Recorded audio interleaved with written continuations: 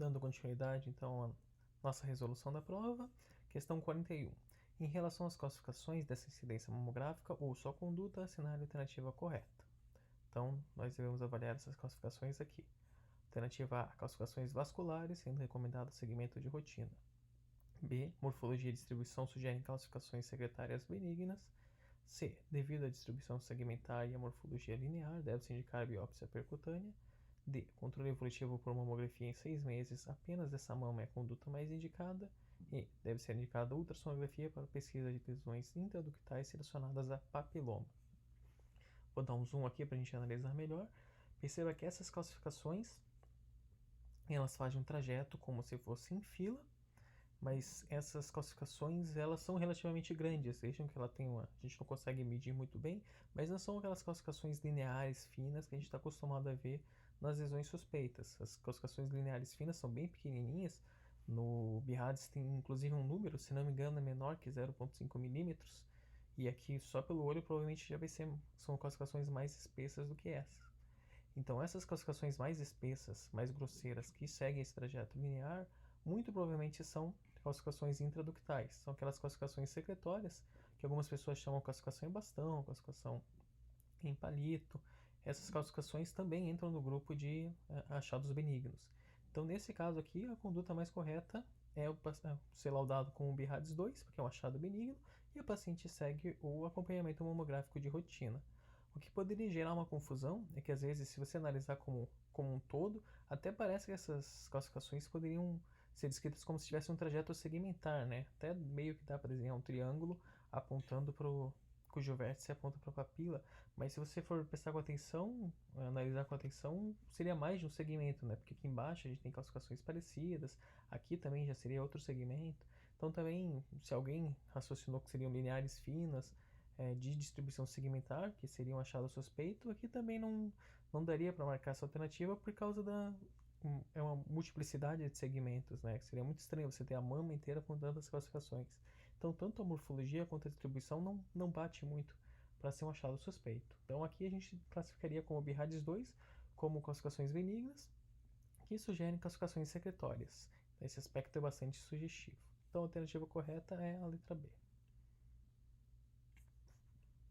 Questão 42. Mais um caso clínico. Paciente sexo feminino, 32 anos de idade, sem história familiar de câncer de mama, apresenta nódulo sólido hipoecogênico oval circunscrito e paralelo à pele, com 1 centímetro no quadrante superolateral direito no presente ultrassom. Este nódulo apresenta-se sem alterações significativas em relação à ultrassonografia de um ano atrás. Considerando essas informações, assinale a alternativa correta. Então aqui a gente tem um quadro já bem estabelecido. No primeiro exame, se você estivesse vendo um nódulo sólido, hipoecogênico, oval, circunscrito e paralelo à pele, isso aqui é a definição clássica de um BIRADS 3, né? No primeiro exame, você daria um BIRADS 3, pediria um acompanhamento em 6 meses. Mas aparentemente aqui, essa paciente já está fazendo um acompanhamento, porque tem um exame anterior, de um ano atrás, que mostra que está estável. Então esse nódulo, provavelmente benigno, já tem estabilidade de um ano. O que a gente faz com esse nódulo que já tem estabilidade de um ano? Você tem que continuar o acompanhamento até ele estar estável por 12 meses. Então aqui, a categoria para o presente exame é 2 para CR e BIRADS. Não pode ser 2 porque ainda não tem 2 anos de estabilidade. Deve ser recomendado controle evolutivo ultrassonográfico em 6 meses. Então, se vocês prestarem atenção no BIRADS, vocês veem que no primeiro ano você faz acompanhamento de 6 meses.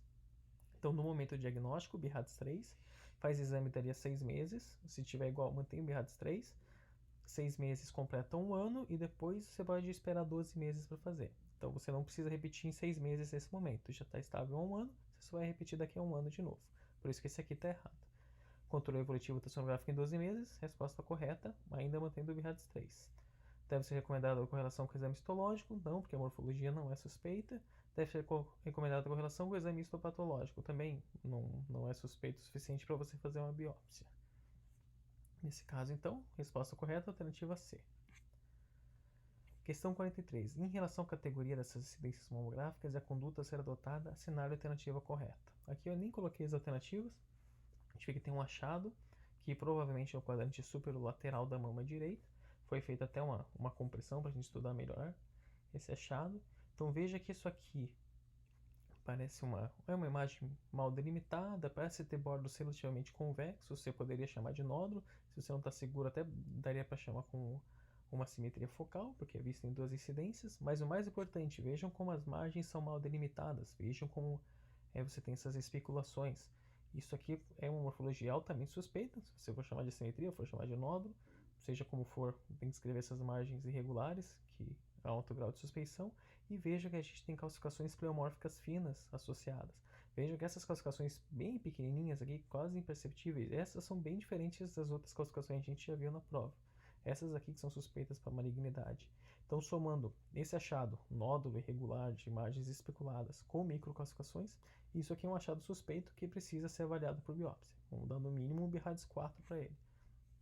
Das alternativas, categoria mais apropriada é 0, deve-se indicar ultrassonografia? Não, isso aqui é perder tempo do paciente, não importa o que você veja no ultrassom, você tem que biopsiar com um achado mamográfico tão feio assim. Categoria mais apropriada é 0 e deve-se indicar ressonância magnética pelo mesmo motivo, o diagnóstico aqui já está quase fechado. Mais apropriado 3 e deve ser recomendado controle em 6 meses? Não, isso aqui não é um BIRADS 3, tem uma morfologia altamente suspeita. Categoria mais apropriada é 4, deve ser recomendada a biópsia percutânea. Categoria mais apropriada é 4, deve ser recomendada a ultrassonografia. Não, isso é um contrassenso. Se você deu o BIRADS 4, você não vai fazer ultrassom, você vai fazer biópsia. Então aqui a resposta correta, categoria BIRADS 4 e biópsia percutânea. Questão 44. Ultrassonografia permite identificação da camada das vísceras ocas. Assinar a alternativa em que se tem a relação correta da camada e sua respectiva ecogenicidade. Aqui, essa questão aqui é bastante importante. Quando vocês estiverem estudando ultrassom do sistema do trato gastrointestinal, tem vários textos em inglês que colocam o termo gut signature, que é a assinatura do trato gastrointestinal. O trato gastrointestinal, quando a gente estiver estudando as vísceras ocas, elas têm esse aspecto de camadas com ecogenicidade alternada. Então você tem uma camada hiperecogênica, junto de uma camada hipo, depois uma camada hiper, depois uma camada hipo, depois outra camada hiper. Praticamente todo o trato gastrointestinal, do estômago, as ossos intestinais, quando você está fazendo ultrassom, eles se manifestam dessa forma. E isso é uma tradução das diferenças histológicas entre cada uma dessas camadas. Então você vai alternando de hiper para hipo, do centro para a periferia. Então a mucosa, ou a camada mais interna, ela é hiperecogênica, se é a figurinha 1 aqui. A muscular da mucosa é hipoecogênica. A submucosa é hiperecogênica, a muscular é hipoecogênica e a serosa é hiperecogênica. Aqui a gente tem as setinhas de novo, só mostrando essa alternância. Hiper, hipo, hiper, hipo, hiper. Um jeito mais fácil de decorar é lembrar que todas as musculares são hipoecogênicas. Então, a muscular da mucosa é hipo e a muscular própria também é hipoecogênica e o restante é hiperecogênico. Então, das nossas alternativas, serosa hiperecóica, não, tá errado, porque a serosa é hiperecóica. Muscular da mucosa hiper, não, porque as musculares são hipo. Muscular hiper, pelo mesmo motivo, tá errado. Mucosa hiperecóica, tá certo. E submucosa hiperecóica, não, submucosa também é hiperecogênica. Questão 45. Paciente do sexo feminino com 50 anos de idade, queixa de um nódulo palpável, móvel, com 1,5 cm no quadrante superlateral da mama esquerda no mastologista. De acordo com os critérios do BIRADS, qual a conduta a ser adotada nesse caso? A. Realizar uma ultrassonografia como exame inicial de investigação. B. Realizar uma mamografia ou tomossíntese como exame inicial de investigação.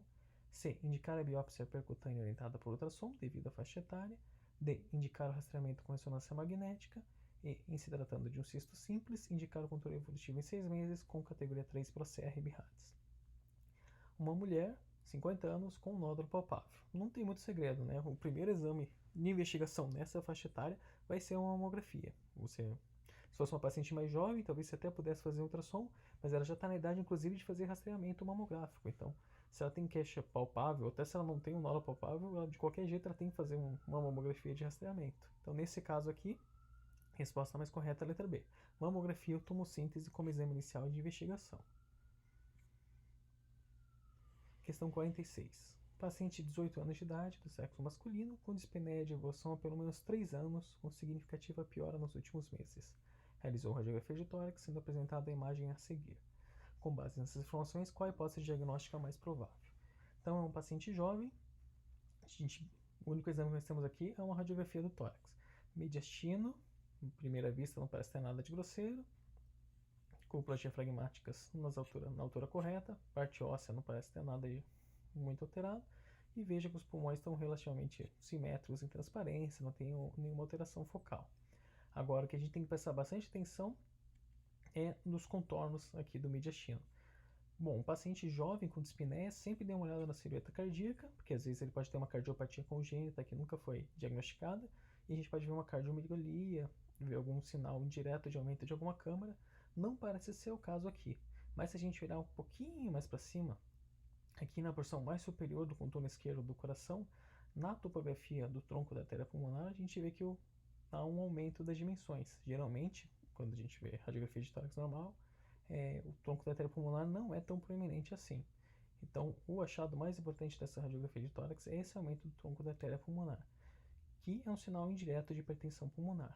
E era esse o achado que era esperado de vocês nessa questão. Então, com base nessas informações, a hipótese diagnóstica é mais provável.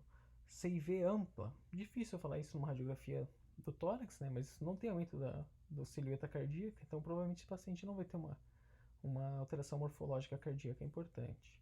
Comunicação interatrial pelo mesmo motivo, hipertensão arterial pulmonar, tromboembolismo pulmonar agudo e linfangite carcinomatosa. Linfangite carcinomatosa a gente veria mais alterações intersticiais dos pulmões, tromboembolismo pulmonar agudo.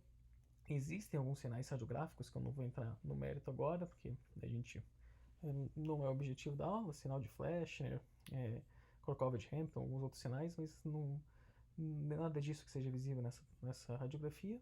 A resposta correta aqui, como a gente viu então, hipertensão arterial pulmonar por causa do aumento do tronco da artéria pulmonar. Questão 47. Assinale a alternativa que apresenta o tipo mais comum de efizema em pacientes tabagistas sem deficiência de alfa-1 antitrypsina. Essa também é uma questão bastante direta. A. Efizema centrolobular. B. Efizema paraseptal. C. Efizema panlobular. D. Efizema cicatricial. E. Efizema intersticial. O paciente tabagista ele faz enfisema centroacinar ou enfisema centrolobular, é a mesma coisa. Enfisema paraseptal também pode ocorrer em tabagistas, mas pode ocorrer em pacientes não tabagistas. Enfisema panlobular é característico dessa doença aqui que ele colocou, deficiência de alfa-1 antitrypsina. Enfisema cicatricial é um termo que alguns autores usam para pacientes que têm fibrose pulmonar, mas não é todos os autores que gostam desse termo. Vocês vão ler isso no livro do Miller, mas vários outros autores não reproduzem, porque parece que histologicamente não é exatamente isso que acontece. E enfisema intersticial é um achado que a gente vê em pacientes que apresentam gases subcutâneos, geralmente depois de drenagem torácica, alguma cirurgia torácica aberta, mas também não é um achado pulmonar. Então a resposta correta aqui, enfisema centroacinar. Questão 48. Em relação aos sequestros intrapulmonares, assinale a alternativa correta. Essa questão... Bom, deixa eu ler as alternativas para vocês. A. Sequestro intralobar tem retorno venoso normal. B. Sequestro extralobar tem revestimento pleural normal. C. A localização mais comum do sequestro intralobar é o lobo médio. D. Nos sequestros pulmonares existe shunt esquerda e direita. E. A síndrome de Stauer-James-McLeod é um tipo de sequestro extralobar. Essa questão foi a única questão anulada da prova, não sei dizer certinho para vocês porque foi anulada, mas então eu não vou gastar muito tempo com ela. Tem uma aula só de sequestro aqui no canal que vocês podem dar uma olhadinha. Tem umas alternativas aqui que estão claramente erradas, por exemplo, sequestro extralobar tem revestimento pleural normal? Não, sequestro extralobar ele tem um revestimento pleural que o individualiza do restante do pulmão. Então, essa aqui já está errada. Localização mais comum é o lobo médio? Não, geralmente são os lobos inferiores, lobo inferior esquerdo. Síndrome de Stauer-James-McLeod, um tipo de sequestro extralobar? Não, nada a ver, é uma bronquiolite obliterante, geralmente pós-infecciosa.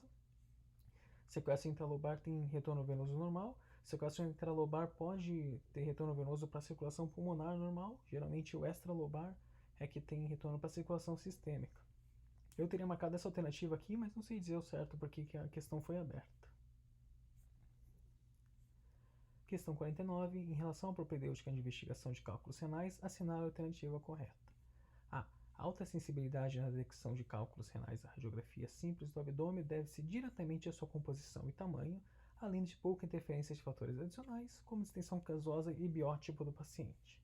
B. A ultrassonografia é um método de eleição no segmento dos pacientes com litíase pela não utilização de radiação ionizante. C. Cálculos urinários situados na junção uretero-vesical são avaliados de forma consistente pelo ultrassom. D. O ultrassom renal é o padrão ouro para a avaliação de pacientes com suspeita de cálculo urinário. E, no protocolo tomográfico para avaliação de urolitíase, é recomendável que a bexiga esteja vazia para evitar artefatos que limitem a diferenciação entre cálculos e fibrolitos pélvicos. Vamos ver então alternativa por alternativa. A alta sensibilidade à detecção de cálculos renais da radiografia simples do abdômen já está um pouco estranho, né? Além da pouca interferência de fatores adicionais, como extensão gasosa e biotipo. Não, essas são as coisas que mais atrapalham, então essa alternativa está errada. O ultrassom é um método de eleição no segmento de pacientes com litíase renal pela não utilização de radiação ionizante. Na verdade, o método de eleição é a tomografia, porque cálculos muito pequenininhos a gente não vê no ultrassom. Cálculos urinários situados de redução uretero-vesical são avaliados de forma consistente pelo ultrassom? Sim, se você pedir para o paciente encher a bexiga, você tem uma janela boa para ver junção uretero-vesical. Então essa alternativa está correta. O ultrassom renal é o padrão ouro para avaliação de pacientes com suspeita de cálculo urinário? Não, já conversamos sobre isso. O padrão ouro é a tomografia. Protocolo tomográfico para avaliação de urolitíase é recomendável que a bexiga esteja vazia? Não, o ideal é que a bexiga esteja cheia em todo exame seja uma protocolo de urolitíase ou protocolo de urotomografia para a gente poder estudar bem esse órgão, né? Principalmente as questões dos artefatos não tem nada a ver e você fica muito em dúvida entre cálculos e febolitos quando a bexiga está vazia. Então está tudo invertido aqui. E a resposta correta, letra C. Questão 50, uma questão de anatomia fetal, uma questão de obstetrícia que não tinha aparecido ainda. Caso clínico a seguir: gestação de 39 semanas, gravidez de evolução normal, líquido amniótico de volume normal, feto no percentil 30, ou seja, não está muito reduzido o crescimento fetal. Rim direito desse lado, rim esquerdo desse lado. Aqui as medidas. Esse rim aqui mediu 0,6, a pelve renal, esse aqui mediu 0,9. Aqui a gente tem as outras medidas dos maiores eixos, 4 cm desse lado, 4 cm do outro. Com base nessas informações das imagens, qual a principal hipótese diagnóstica? A. Ectasia da pelve renal esquerda sem hidronefrose. B. Ectasia bilateral com discreta hidronefrose. C. As medidas dos rins e das pelves normais para a idade gestacional. D. Hidronefrose leve bilateral. E. Ectasia das pelves renais. Essa questão exige um conhecimento bem específico da mensuração das pelves renais no exame obstétrico. Então, visualmente a gente vê que tem uma simetria, vê que o lado esquerdo está aumentado. No número também a gente vê que a pelve renal esquerda ela é mais proeminente, mas perceba que a gente não tem baqueteamento de cálices. Veja que a pelve renal está aumentada, mas a gente não tem uma hidronefrose franca, né? O hidronefrose a gente tem cálices dilatados e distorcidos, o que não é o caso aqui. Veja que a gente vê só a pelve dilatada, mas os cálices não estão dilatados. Então a gente já elimina aqui as alternativas que falam de hidronefrose. Para quem gosta de avaliação de números, trouxe aqui duas referências de alguns artigos que eles falam justamente sobre essa questão da proeminência da pelve renal em exames obstétricos. Então parece que até 1% dos fetos pode ter esse achado. A questão do número até que é considerado normal, do número a partir do qual é preocupante, é um pouco controverso, mas parece que a maioria dos pacientes que têm uma leve dilatação entre 5 e 9 milímetros, em geral não vão apresentar uma repercussão muito significativa.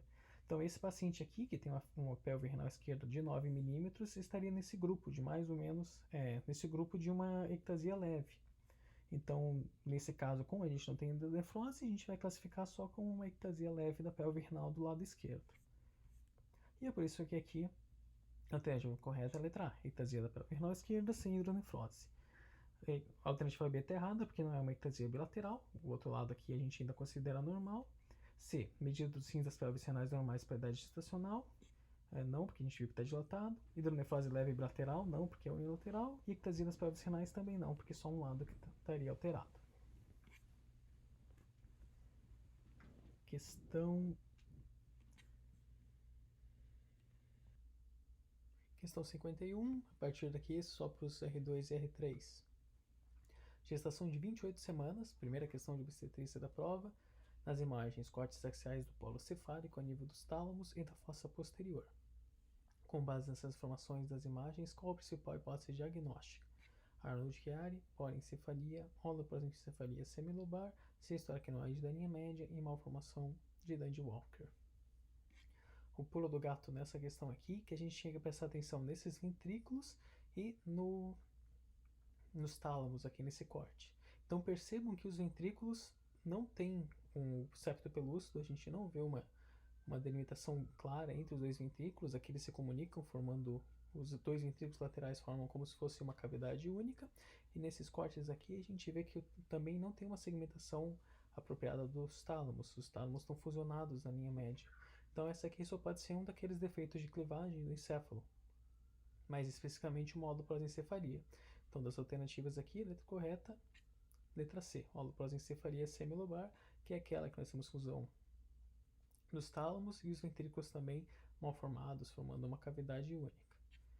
Uma outra imagem que vocês podem ver também é da holoprosencefalia lobar. A holoprosencefalia lobar é uma forma ainda mais severa, que daí os ventrículos formam essa cavidade única mais interiorizada, forma esse aspecto que eles chamam de pancakes, é encéfalo em panqueca, em que o encéfalo é uma massa única situada posteriormente esse grande ventrículo anterior dilatado e os tálamos fusionados. Essa seria a forma mais grave, e essa forma aqui da questão, que é a holoprosencefalia semilobar, é uma forma um pouco menos severa, que a gente ainda tem um pouquinho de definição dos ventrículos. Veja que aqui parece ter um corno frontal, aqui parece ter um corno posterior, e a forma mais severa é essa, que tem só essa cavidade única, mas ainda tem a falha de fusão com os tálamos fusionados na linha média. Questão 52, mais uma questão de obstetrícia. Paciente de 35 anos, secundigesta, IMC de 32, laboratorial normal, história de pré-eclâmpsia na primeira gestação há 10 anos. Na 11ª semana de gestação, ou seja, no primeiro trimestre, faz o estudo Doppler das artérias uterinas com os seguintes resultados. Índice de pulsatilidade, à direita é de 3,18 e à esquerda de 2,78, que aqui ele dá o valor de referência, que mostra que vai estar acima do percentil 95. E aqui a gente tem inclusive as curvas para ver. Com base nessas informações, assinale a alternativa correta. Letra A diz que a incisura patodiastólica bilateral, associada aos dados clínicos, é o principal parâmetro para classificar essa gestação como de alto risco. Letra B, dados clínicos e Doppler velociométricos indicam que essa gestante tem maior risco para desenvolver pré-eclâmpsia e crescimento intrauterino restrito. C, a análise das artérias uterinas deve ser repetida no segundo trimestre para estabelecer os fatores de risco. D, deve ser avaliado o ducto venoso para estabelecer o prognóstico com maior precisão. E os índices das artérias uterinas indicam maior risco para crescimento uterino restrito, não tendo relação com a predição de pré-eclâmpsia. Essas questões de Doppler do primeiro trimestre e Doppler do terceiro trimestre, pelo menos uma, sempre aparece da prova. Então aqui, quando a gente está falando de Doppler de primeiro trimestre, veja, paciente da 11ª semana, nossa preocupação é rastreamento de pré-eclâmpsia, e a pré-eclâmpsia pode levar para crescimento intrauterino restrito. Essas outras medidas como ducto venoso, artéria cerebral média, isso é tudo no terceiro trimestre. Então essas alternativas aqui que falam de ducto venoso, principalmente essa aqui, a gente já pode cortar porque não é o momento que a gente faz esse tipo de estudo. Essa letra A, ela fala de incisura patodiastólica, a gente percebe que tem uma pequena indentação aqui ao final da sístole e antes da diástole. Então, de fato, essa paciente tem incisura patodiastólica. Trouxe aqui algumas referências bibliográficas para vocês. Quando a gente está fazendo o estudo das artérias uterinas no primeiro trimestre, nosso objetivo é justamente detectar um risco elevado de pré-eclâmpsia. Isso, o que a literatura mostra, que quando você tem aumento do índice de pulsatilidade ou do índice de resistência, tem uma associação estatística com maior risco. Então, essa paciente que tem aumento do índice de pulsatilidade, com certeza está num risco elevado, e essa é a resposta. Em relação à incisura patodiastólica, ela também é um fator de risco, quando ela está presente, o paciente também pode desenvolver pré-eclâmpsia. No entanto, ela pode desaparecer até a 26ª semana.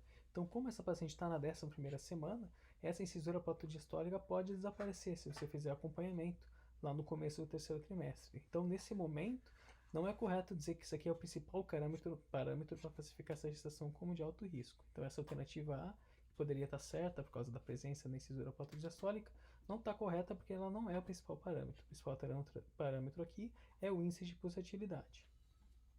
As outras alternativas, aqui diz que teria que repetir no segundo trimestre, mas não, geralmente você faz no primeiro trimestre, e no terceiro trimestre daí você pode fazer o Doppler da cerebral média, do ducto venoso, para ver quais são as repercussões, para ver se o feto já está apresentando sinais de centralização.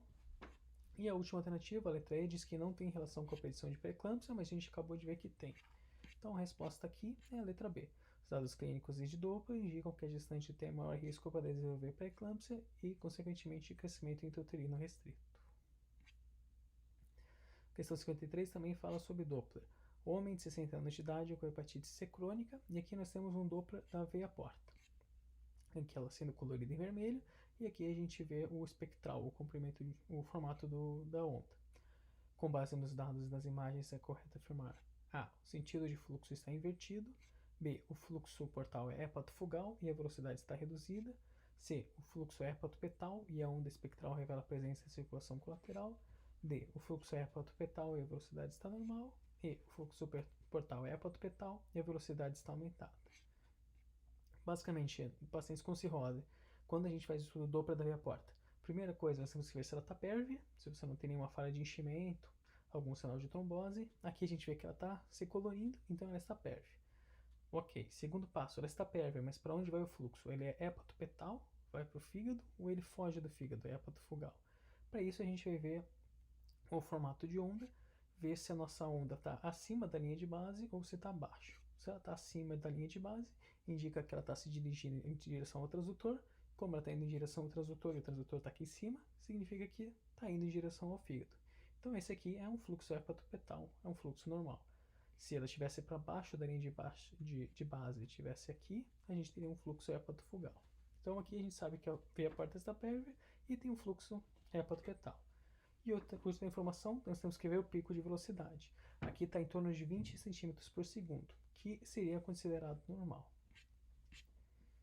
Então a resposta aqui é que o fluxo é hepatopetal e a velocidade está normal.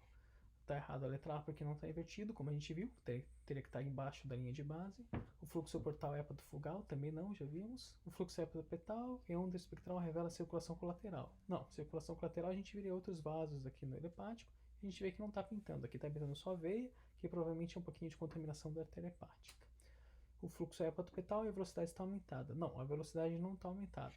Trouxe aqui, para quem ainda não lembra de cabeça as referências, essa figura aqui eu não trouxe a referência, mas é o artigo mais interessante, o melhor artigo para estudar esse assunto é o artigo da Radiographics, que é Doppler Ultrasound of the Liver Made Easy. Vocês jogam isso no Google, é o primeiro resultado que aparece, e foi de lá que eu tirei essa figura. Que ele mostra o comprimento de onda normal da veia porta, a sístole e a diástole próximas, e quando ela é patológica, ela começa a pulsar, a ficar de modo pulsátil, a maior diferença entre a sístole e a diástole. E a velocidade sempre baixa, entre 16 e 40 cm por segundo. Esse paciente estava no 20, então estava certo. E a resposta correta aqui, então, é a letra D. Fluxo hepatopetal, velocidade normal. Questão 54.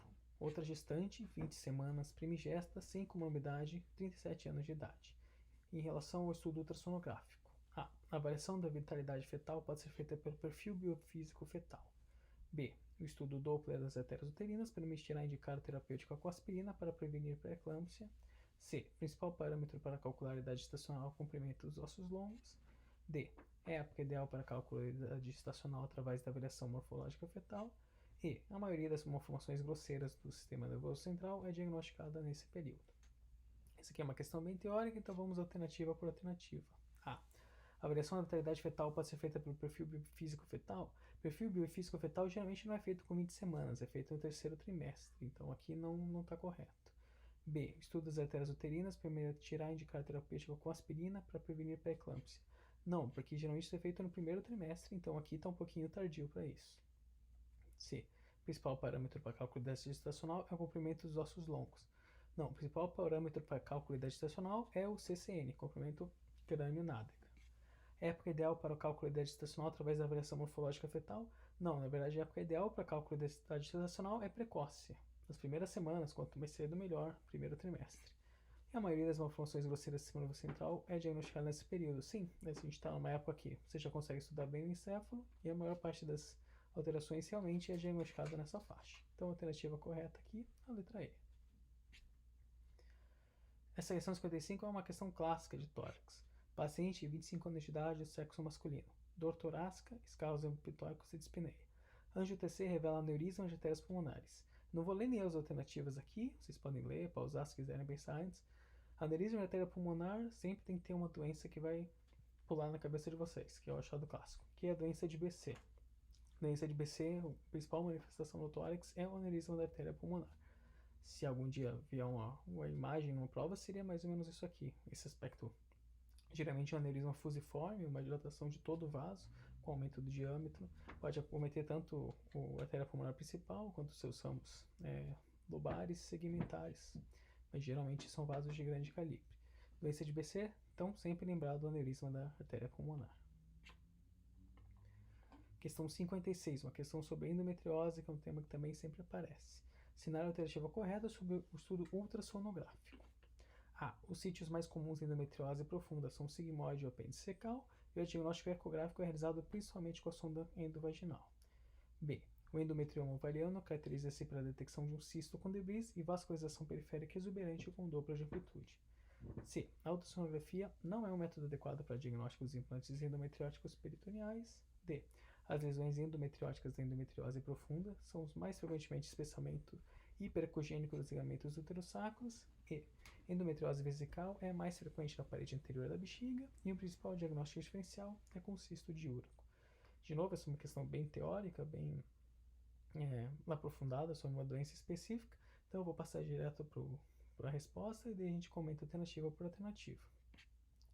O mais correto aqui, eu trouxe um pouquinho de referência bibliográfica também. Basicamente sobre a endometriose, o que a gente tem que lembrar.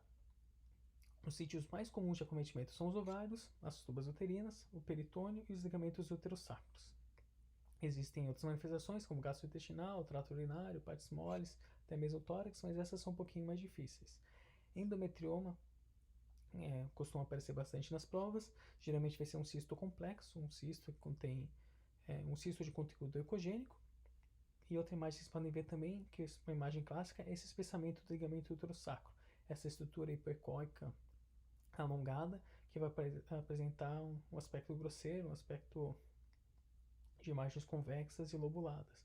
Os implantes endometrióticos geralmente eles são hipoecóicos, eles são bem escuros no ultrassom, isso é um achado bastante frequente na doença.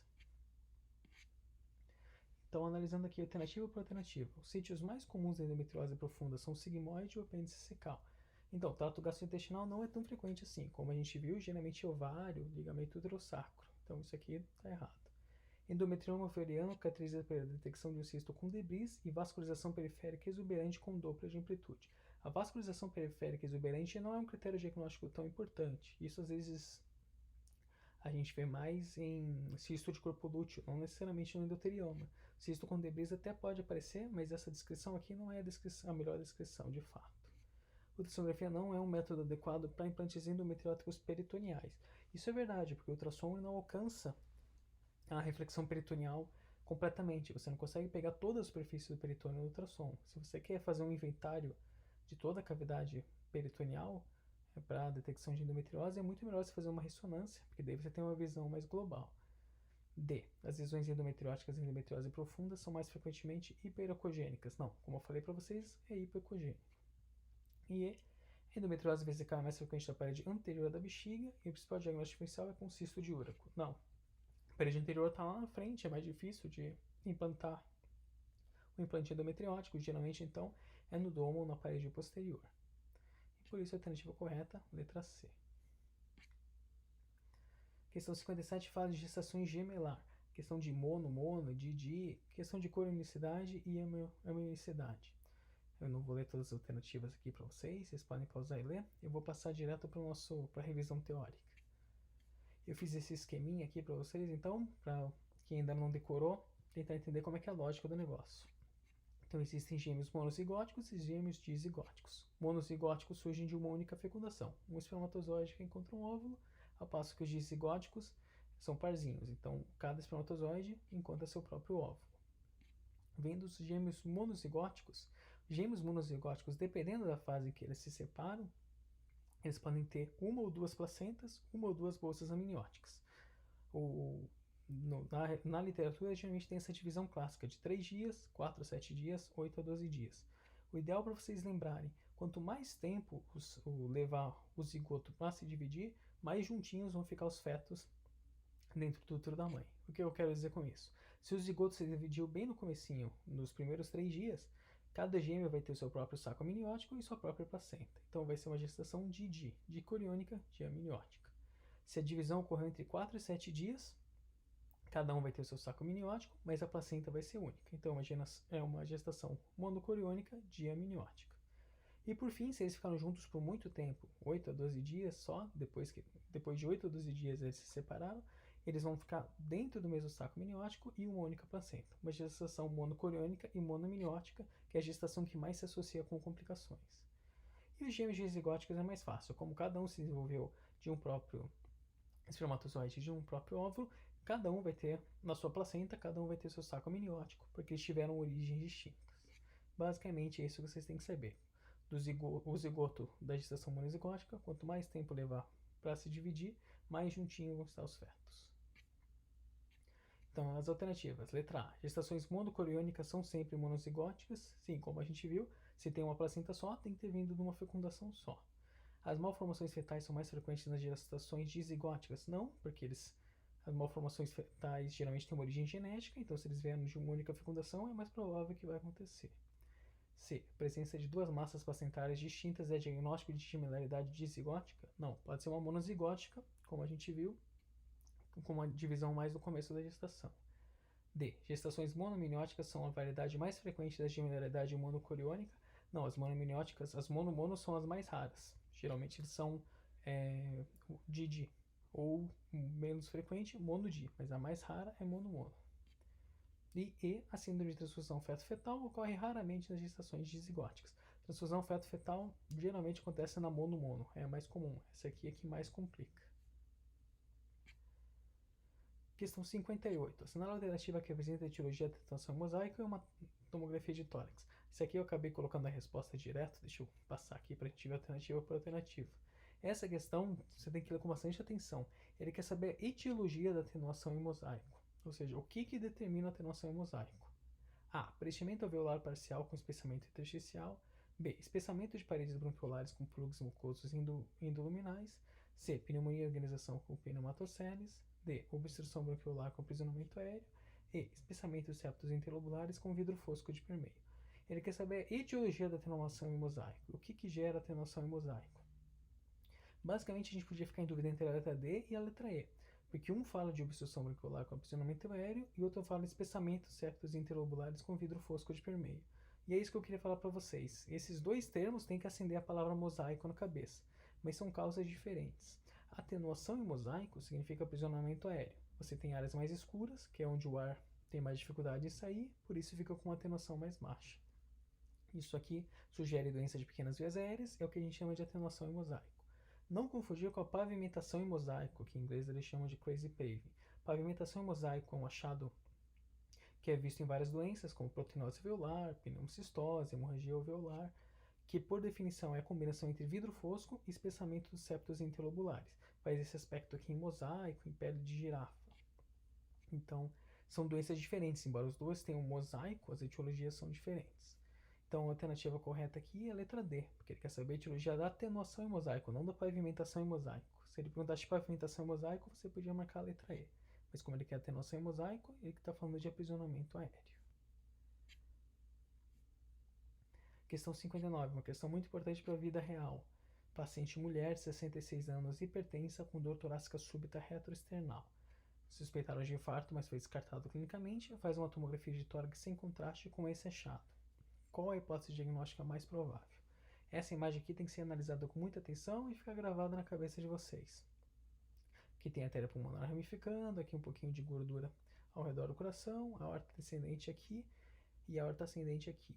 Vejam que quando a gente olha a parede da aorta, tem essa área que está espessada, o normal é a parede da aorta fininha assim, e além de espessada, ela está hiperatenuante, está hiperdensa, está branca. E aqui na aorta descendente é a mesma coisa. Esse aqui é um achado clássico do hematoma intramural da aorta. Alternativa D. É um sangramento que ocorre na parede do vaso e faz uma clínica de dor torácica súbita que parece um infarto agudo do miocárdio. Isso aí todo radiologista tem que saber reconhecer na emergência para avisar o clínico responsável. Rotura da aorta não é, porque a gente teria um sangue no mediastino. Lipomatose mediastinal também não, a gente teria mais gordura do que está vendo aqui. Fístula aortopulmonar teria que vir uma comunicação, que é algo que a gente não vê. E aneurisma do segmento ascendente da aorta não me parece tão dilatada assim essa aorta, e a gente vê que a aorta descendente também está cometida, né? Então essa não seria uma boa resposta. Então, letra correta, letra D. E questão 60, uma questão de cabeça e pescoço que não tinha aparecido ainda. Paciente de 65 anos com dores crônicas perimandibulares. Essa imagem aqui também é clássica. Por que essa paciente tem dor perimandibular?